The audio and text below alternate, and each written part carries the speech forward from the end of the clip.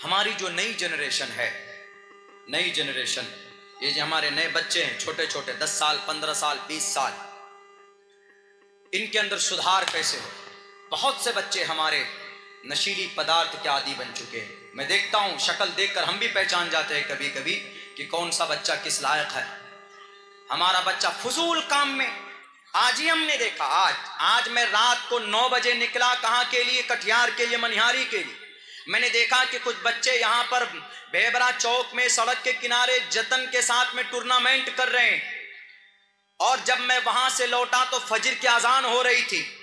फजर की अजान तक वो बच्चे जोर जोर से साउंड बजा रहे थे, क्रिकेट खेल रहे थे। यानी इतना जतन एक फजूल काम में जिस पर कोई अजर नहीं है। अगर वही नौजवान इशा की नमाज पढ़ते, सो जाते, उठकर फिर फजर की नमाज पढ़ते, तो पूरी रात सोना उसका इबादत में लिखा जाता कि नहीं लिखा जाता। कौम तरक्की करती है तालीम से, एजुकेशन से, नशे से नहीं। नशा तो हराम है, नशे की वजह से बड़े बड़े वारदात होते। डॉक्टर अहाना की इज्जत लूटी गई कलकत्ता में, उसका रेप किया गया, उसकी इज्जत लूटी गई। 5 मर्तबा उसको मारने के बाद, वो जो रेपिस्ट था एक ही आदमी था, लेकिन वो रेपिस्ट नॉर्मल हालत में नहीं था। 5 बोतल शराब पी रखी थी उसको उसका रेप करने से पहले। तो शराब कोई अच्छी चीज नहीं है नौजवान, कोरेक्स कोई अच्छी चीज नहीं है। अला इन्नल खमर कद हुर्रिमत, जब शराब की हुर्मत नाजिल हुई, सहाबा के हाथ में शराब का गिलास था। हजरत अबू तलहा, हजरत अनस दोनों बैठकर शराब पी रहे थे। उस वक्त शराब हलाल उसकी जवाज थी, उस वक्त शराब हराम नहीं हुए थे, उस वक्त जायज थे। लेकिन जैसे ही आवाज लगी कि फ्रॉम नाउ एंड टुडे, आज से शराब विल बी प्रोहिबिटेड, नाजायज और हराम है, हजरत अबू तलहा के कान में आवाज पहुंची। तो हजरत अबू तलहा ने कहा कि अनस जरा सुनो तो सही, नबी की तरफ से कौन सी आवाज लगाई जा रही है। उन्होंने कहा अला इन्नल खमरा, ये लोगों आगाह हो जाओ, इन्नल खमरा, यकीनन बेशक शराब कद हुर्रिमत, आज से हराम, बैन, शराब पर पाबंदी। तो हाथ में जो गिलास था उसमें जो थोड़ा शराब, जो थोड़ी सी मिकदार बाकी थी, उसको फौरन वहीं पर सहाबा ने फेंक दिया, तोड़ दिया, हटा दिया। क्योंकि अल्लाह के नबी ने फरमाया कि तुम अगर शराब पियोगे, शराब पीकर घर आओगे, नमाज पढ़ोगे तो 40 दिन तक नमाज कबूल नहीं होगी। शराब पीकर मोहल्ले में आओगे तो 40 घर के आस पास तक तुम्हारी नहूसत की बारिश होगी तुम्हारी शराब पीने की वजह से। और शराब तुम्हारे गुर्दे को खत्म करता, शराब तुम्हारी लीवर और किडनी को डैमेज करने में सबसे ज्यादा अगर नुकसानदेह कोई चीज है तो शराब है। और इंसान की लीवर अगर कमजोर हो जाए, फैटी लीवर हो जाए, तो आप डायबिटीज के मरीज हो सकते, आपकी प्रेशर, आप प्रेशर के शिकार हो सकते, आपका किडनी फेल हो सकता है, आप लाचार बेबस बन सकते हैं शराब की वजह से। इसीलिए मेरे नबी ने फरमाया अला इन्नल खमर कद हुर्रिमत, शराब हराम। ये सिर्फ आपके लिए नहीं, हमारे हिंदू भाइयों के लिए भी है। नराशन समवाजिनम वाजन्नी शैदीरम पूषणम सन्मैरी में रथम न दुर्गा दवसवा सुदान वो विश्व सम्मातुरो अहंसो निष्पिपर्ता। नशीली पदार्थ को रोकने के लिए जनाब मोहम्मद रसूलुल्लाह सल्लल्लाहु अलैहि वसल्लम आएंगे और आप अलैहिस्सलाम ने रोका। अगर हमारा बच्चा आज शराब पीता है, कोरेक्स पीता है, नेट्राभेट खाता है, सुलेसन सूंघता है, तो मेरे नौजवानों, मेरे उन पेरेंट्स से गुजारिश है कि आप अपने बच्चे की जिंदगी के ऊपर जरा फोकस कीजिए, उनकी सही तरबियत कीजिए। शराब तो आपका बच्चा पीता है, कोरेक्स तो आपका बच्चा पीता है, लेकिन कल क़यामत में आपसे सवाल होगा, आपसे पूछा जाएगा कि आपके बच्चे ने शराब पी कर आता था, आपने क्या किया उसके लिए। इसीलिए गार्जियन से भी ये गुजारिश मैं करता हूं।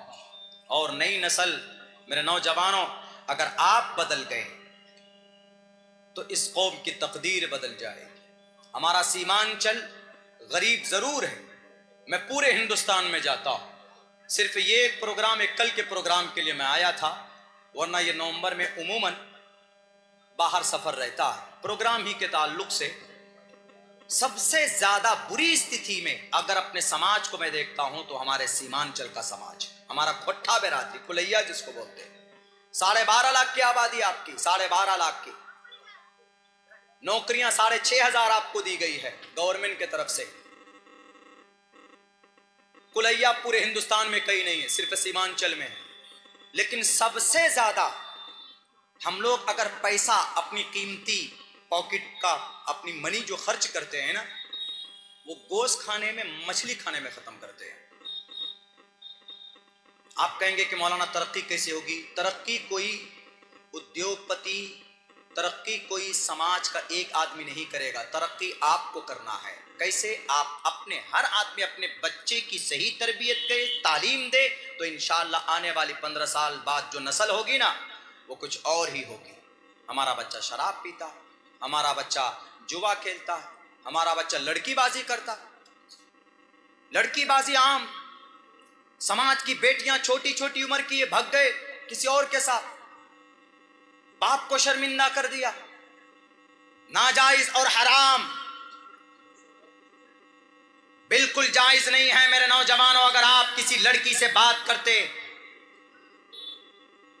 परमिशन नहीं है इस्लाम में, एक ही जायज का रास्ता है, वो है निकाह, शादी। और जो लोग शादी करते हैं वो भी बीवी को निभाएं। जो लोग शादीशुदा नहीं हैं, शादी करने की इच्छा है, तो भागकर लव मैरिज मत कीजिए, कोर्ट मैरिज मत कीजिए। डायलॉग दिल फेंक आशिक की तरह, हम चांद पर चढ़ेंगे, तुम्हारे लिए तारे तोड़कर लेकर आएंगे। वो इतना बुज़दिल है कि रात को 12 बजे छत पे नहीं चढ़ पाएगा घर का। वो खामखा अपने प्रेशर जमाने के लिए, किसी लड़की की इज्जत को बर्बाद करने के लिए, ऐसा हमारा समाज का नौजवान सोचता है। नहीं मेरे नौजवानों, आपकी जवानी बड़ी कीमती। अगर आप सही रास्ते पर हैं तो बड़ी बड़ी परेशानियों का आप मुकाबला कर सकते हैं। मैं एक छोटी सी उदाहरण देकर अपनी बात खत्म करता हूं। आपने देखा पिछले 13 महीने से, बल्कि 13 महीने क्या कहिए, 14 महीने हो गए।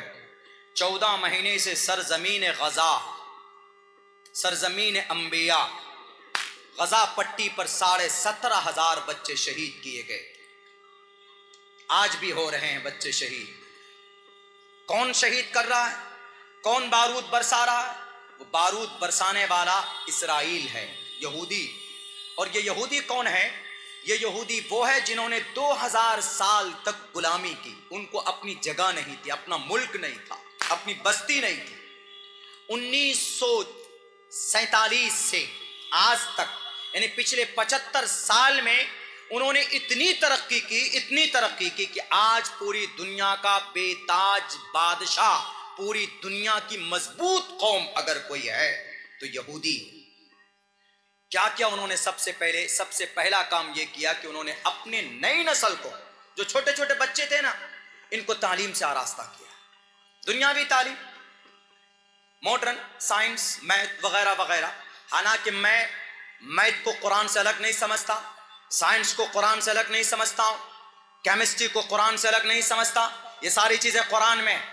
अस्सलामुअलैकुम दोस्तों, अगर आप बेहतरीन कपड़ा सिलाना चाहते हैं मुनासिब कीमत पर, कलीदार और बंगला कुर्ता पजामा, पैंट शर्ट और सदरी वगैरह, तो आप जरूर आइए सुहंदर हाट मिफ्ताही टेलर्स के पास। मैं मोहम्मद लुकमान मिफ्ताही, सुहंदर हाट पलासी, जिला अररिया, बिहार। मेरा कॉन्टेक्ट नंबर है 7761938070। शुक्रिया।